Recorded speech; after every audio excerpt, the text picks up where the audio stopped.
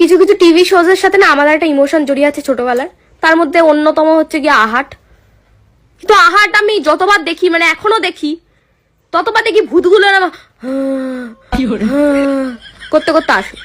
মানে কি হিসাবে ভূতগুলোরা বানায়, মানে ঘুমায় না ভূতগুলো নাকি, মানে কি গলায় খোলা খারাপ হয়, কোনো কোনো সমস্যা হয়, কোনো কি হিসাব করে বানায় ভূতগুলোরে? আমরা হ্যাঁ হ্যাঁ করতে করতে কেন আসে? আর ভূতের ওই ওই সাদা মার্কা চোখ কমন হয়ে গেছে, একটু চেঞ্জ কর ভাই। একটু সাদা মার্কা চোখ দেখে আর কেউ এখন ভয়, বাচ্চা কাচ্চারাও ভয় পায় না। আর অদ্ভুত প্রশ্ন দুটো, কে ওখানে, কে কে তোর কি জানার, কে ওখানে, ওখানে কে তোর কি জানার, তো ওখানে চলে যা, তো ভয় করছে। আর দ্বিতীয় আমার প্রশ্ন হচ্ছে, তুমি কে, তুমি কি চাও, ও কি চায় তো তোর কি, ও কি চায় সেটা তোর দায়িত্ব নিয়ে রেখেছিস তুই দেওয়ার। মানে অদ্ভুত এই প্রশ্নগুলো কোথা দিয়ে দেয়, মানে স্ক্রিপ্ট লেখার কি স্ক্রিপ্ট লেখে, সব জায়গায় একই কথা।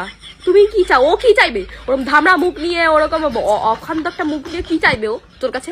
সোনাদানা চাইবে নিশ্চয়ই, তোকে মারতেই চাইবে। অদ্ভুত প্রশ্ন ভাই। তাও কি চাও? আর একটা আছে সিআইডি ভাই, আলাদা লেভেলের। কোনো খুন হোক, মার্ডার, যে কোনো চুরি হোক, নর্মাল চুরিতেও সিআইডি কে ফোন করে। পুলিশ কি মরেছে ওখানে? পুলিশ নেই নাকি? ডাইরেক্ট সিআইডি কে ফোন করে।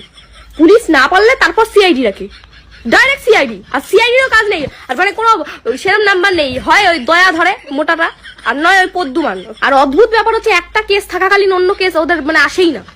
সিআইডি শুরু হলো, প্রথমে একটা কেস পেলো, ব্যাস হয়ে গেল। তার মাঝখানে যে 1000টা ফোন আসলো, 1000টা কেস পেলো, ওরম হয় না। একটা কেস নিয়ে চলতে থাকে। কি ফালতু সময় এদের, কি মানে। আর ডাইরেক্ট সিআইডি কে কি করে ফোন করতে পারে? মানে যারা ফোন করে তাদের কাছে নাম্বার রেডি থাকে ভাই। মানে ওরা জানতো ওই সময়টা মানে খুন হবে, ওই সময়টা চুরি হবে, ডাকাতি হবে, ওরা জানতো। ওই সময় আগে ঠিক নাম্বার পেয়ে যায়। গুগলেও সার্চ করেন, এমনি পেয়ে যায়।